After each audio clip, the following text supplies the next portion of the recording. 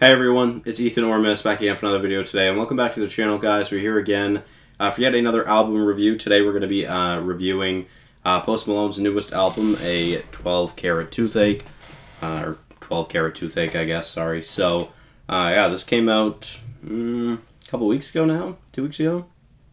I think, almost, yeah, about a week and a half ago. Nonetheless, I've listened to it through fully once, and I think that's really the only listen I need. No, I listened to it twice, sorry. But, yeah, I think those two listens are really the only two listens I needed for the album. So, let's talk about it. As you guys know, I'm trying to implicate a new formula for these videos. So, in every one of my album reviews, I talk about each song and what I think about them. But, as well, what songs I'm going to be keeping, skipping. Nonetheless, let's get into it. So, let's start it off with the intro track, Reputation. I really love the slow and calm production, and I love the chorus. This is definitely one of my favorite songs from the album. One thing I've really noticed about this song, though, is that it sounds kind of bad when you're listening to it without headphones. It doesn't sound bad in a car. But like if you're just listening to it from your phone speaker, I find it sounds really bad. It sounds fantastic with headphones, though. I cannot recommend it enough. I've never really noticed a song where it's just such a major difference, but definitely this one, which I thought was weird, just because I never really noticed that before. So, nonetheless, continuing on to the second track, we have Cooped Up featuring Roddy Ricch. Unfortunately, I think it's an L Roddy Ricch feature. I think it would be a decent song without him. The chorus is alright. I'm not a huge fan of the chorus, but overall I think it's just a decent song. It's not going to be a song I'm revisiting often, that's for sure. But yeah, again, another Roddy miss for me, unfortunately, so sucks. But continuing on, Lemon Tree. Love the chorus, an early preview of the country Post Malone album that we'll one day eventually get. So that's cool. I love the little like guitar solo. I'm not sure what kind of instrument it is, but a stringed instrument. Instrumental. That instrumental break is so good. I love it so much. Kind of reminds me of like an Irish jig, and I feel like it could be in The Witcher, which is pretty funny. But yeah, it's an absolute banger. This song is definitely one of my favorites, if not my favorite from the album. So, continuing on, we have Wrapped Around Your Finger. I love this song so much. I love the chorus, and I'm a big fan of the pop production. Of course, this album is pretty much a pop album, let's be real. This is definitely Post Malone's biggest step towards a mainstream pop artist, I guess. He's always been a pretty big mainstream artist, and he's done like an R&B album, kind of, a hip-hop album, kind of. This one is basically just pop, which I don't think he does bad at. It's just... I've heard better, which we'll talk about later. Nonetheless, moving on, we have I Like You featuring Doja Cat. I heard great things about this song, and it is decent. I feel like I'll get annoyed by Post quickly, but Doja absolutely slides on her verse, and Doja definitely carries this song, in my opinion. It's going to be a catchy song that people are going to listen to. It's definitely going to be one of the most popular songs of the summer, I'm sure. It's just got that melody, I guess. It's got that, easy to repeat, simple song, I guess. It's not a bad song. It's not going to be a song I'm revisiting, though. I Cannot Be featuring Gunna. I don't think Gunna and Post Malone really match up well on this song, although I don't think either of them did bad. I just don't think it's that great. Like, I don't know. This is, I feel like it's kind of a weird lane for both of these artists to be together, but that's just me. I think the song is kind of mid, to be honest. I don't really have like any major gripes with it. I just don't think Post Malone and Gunna really work well together. So, continuing on to Insane.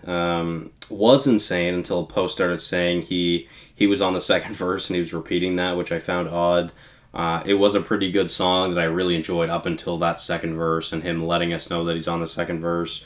Really wasn't a fan of that. I just thought it was dumb. I do like the production a lot, though, from this song.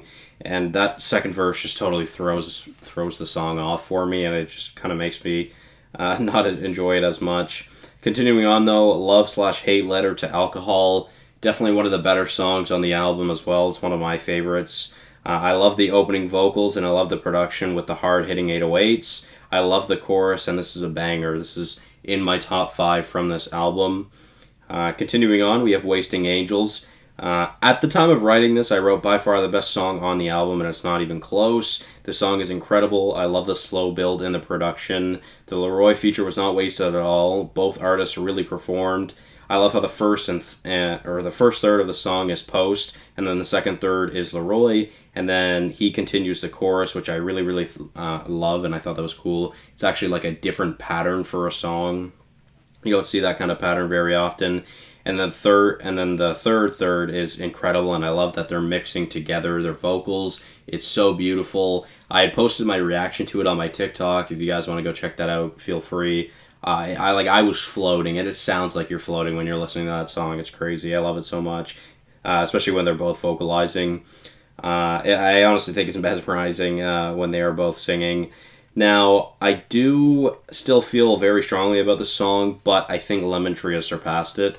So at the moment, not my favorite song anymore. It wasn't close upon first listen, but I really love Lemon Tree. So yeah, continuing on to Euthanasia. This is an absolute skip for me. I don't like this song at all. I really, really don't like the production.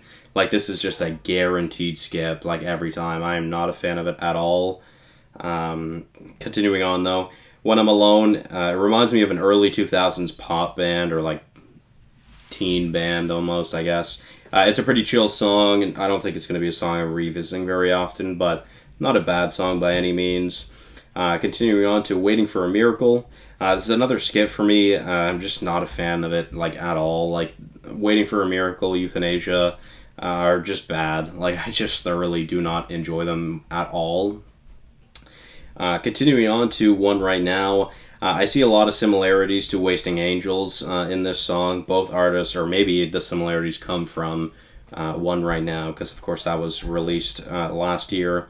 I like both. They're both singing. I like both of their singing because they both have beautiful voices.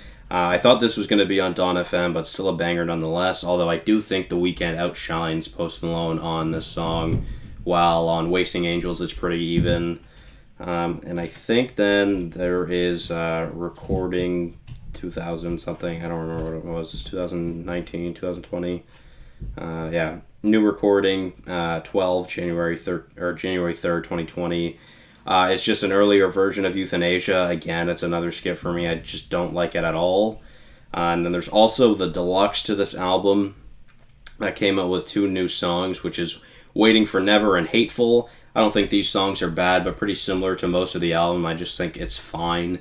I don't think they're going to be songs that I'm going to be revisiting very often. But overall, I think this album, it could just be defined by fine. Like, I think it's good. I don't think it's bad. I think it's pretty mid, to be fair. It's definitely not one of my favorites of the year, but it has definitely produced some of my favorite songs of the year, like Wasting Angels, Lemon Tree, Wrapped Around Your Finger, Love Hate Letter to Alcohol. Definitely 4 of my favorites for this first half of the year, so I'm intrigued to see how they continue to stick through my rotation.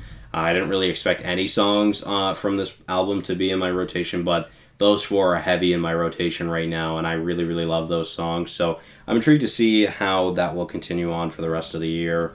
Now, overall, guys, like I said, I feel like it's a pretty fine album. I don't think it's anything special. I don't think it's bad, but I don't think it's great. So, yeah, let me know your guys' thoughts on this new Post Malone album. I'm very intrigued to know. So thank you all so much for watching. Hopefully you did enjoy, and I will see you guys in the next one.